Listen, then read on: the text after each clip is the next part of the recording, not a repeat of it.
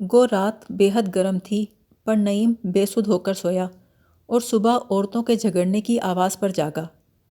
وہ چارپائی سے اٹھا تو بھینس نے پیشاب کرنا شروع کر دیا۔ اس سے بچنے کے لیے پرے ہوا تو ٹخنوں تک گوبر میں دھس گیا۔ دل ہی دل میں کوستا ہوا وہ نلکے کے نیچے جا کھڑا ہوا۔ گھر میں کہرام مچا ہوا تھا۔ دونوں عورتیں اپنے اپنے دروازے پہ کھڑی گلا پھاڑ پھاڑ کر چیخ رہی تھیں۔ بوڑھی عورت نے کہا، اسے میں نے کھلایا اور لے کے آج تو اسے گھس گئی۔ چھوٹی عورت بولی، پچھلے مہینے کھلا پلا کر میں میکے چلی گئی تھی تو نے گل چھرے نہیں اڑائے میرے مال پر۔ بڑھیا بولی، تیرا جانا ضروری تھا؟ تیرا یار جو مر گیا تھا وہ کھا پی کر کیا تیری ماں کے پاس جا کے سوتا؟ جوان عورت بولی، زبان بند کر چڑیل، تیرا جوان بیٹا کل ہی آیا ہے، تجھے شرم نہ آتی؟ بڑھیا بولی، اور تجھے شرم نہیں آتی کمزاد؟ میاں کو لوٹے 9 مہینے نہیں ہوئے کہ بچہ جن دیا۔ چھوٹی عورت اپنے سیاہ بال دکھا کے بولی، تیرے سفید بالوں کا لحاظ ہے، ورنہ میں تیرے بیٹے سے ڈرتی نہیں ہوں۔ نیاز بیگ کھسیانہ چہرہ لے کر چھوٹی عورت کے کمرے سے نکلا تھا اور دونوں کے درمیان آ کھڑا ہوا، لیکن جھگڑا ختم نہ کرا سکا تو وہ بھی چیخنے لگا، چپ رہو بے وقوفوں، دونوں کو مار دوں گا، دونوں کو سور خرید دوں گا۔ وہ دونوں بازو لہرا کر تیزی سے گھومتا ہوا کسی دیہاتی ناچ کا منظر پیش کر رہا تھا۔ بھونکنا بند کرو کتیوں، دونوں کو کتے خرید دوں گا۔ وہ گردن لمبی کر کے دونوں کو دھمکاتا رہا، مگر جب دونوں عورتیں گتھم گتھا ہو گئیں تو وہ شرمندگی سے نعیم سے بولا، تم باہر جاؤ، یہ اجڑ گنوار عورتیں ہیں، انہیں تو میں زمین میں گاڑ دوں گا۔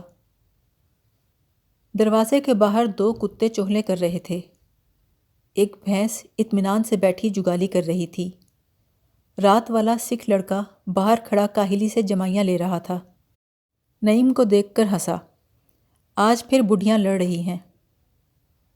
نعیم نے غصے کو دبا کر پوچھا، ہاں لیکن کیوں؟ لڑکا ہنس کے بولا، 3 دن ایک چودھری کو مکھن کا پیڑا اور مرغا کھلاتی ہے، 3 دن دوسری، 7ویں دن وہ کھیتوں میں جا سوتا ہے، لیکن جب ایک کا کھا کر دوسری کے پاس چلا جاتا ہے تو لڑائی ہو جاتی ہے۔ نعیم کے غصے کی پرواہ کیے بغیر لڑکا بولا، چودھری روز کہتا ہے مار دوں گا، گاڑ دوں گا، پر اس نے آج تک ہاتھ نہیں اٹھایا۔ 12 سال چودھری جیل میں تھا، دونوں بہنوں کی طرح رہیں، ایک ہی تھال میں کھاتی رہیں۔ بڈھے کا انہوں نے عورتوں کی طرح انتظار کیا، چھنالوں کی طرح نہیں، کبھی کسی غیر مرد کو نہ دیکھا۔ نعیم نے پوچھا، تمہارا نام کیا ہے؟ لڑکا بولا، ٹھاکر مہندر سنگھ۔ نعیم بولا، تم نے میرا نام نہیں پوچھا۔ لڑکا بولا، جانتا ہوں، چودھری نیاز بیگ کے بیٹے ہو، پر آئے کہاں سے ہو؟ دہلی سے۔ وہاں پڑھتے ہو؟ نہیں، کلکتہ میں پڑھتا ہوں۔ باتیں کرتے کرتے دونوں پکی ہوئی فصل کے قریب پہنچ گئے۔ نعیم نے ایک خوبصورت بالی کو توڑا، ہتھیلی میں مسل کر دانے نکالے، ایک دانہ منہ میں ڈال کر باقی پھینک دیے۔ مہندر سنگھ نفرت سے بولا، تم نے سٹا خراب کر دیا، تمہیں فصل کی قدر نہیں، شہر سے آئے ہو نا؟ سامنے سے ایک لڑکی آ رہی تھی۔ مہندر سنگھ راستہ روک کے کھڑا ہو گیا۔ کہاں سے آ رہی ہو؟ بھاپے کو روٹی دے کے۔ مہندر نے اس کے سر سے مٹکا اٹھا لیا، وہ خالی تھا۔ تیرا بھاپا بڑا پیٹو ہے، ساری لسی پی گیا۔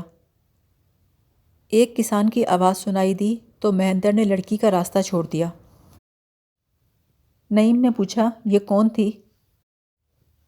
تھی ایک چھنال۔ چھنال تو نہیں لگتی تھی۔ بکو مت، تمہارا سر توڑ دوں گا۔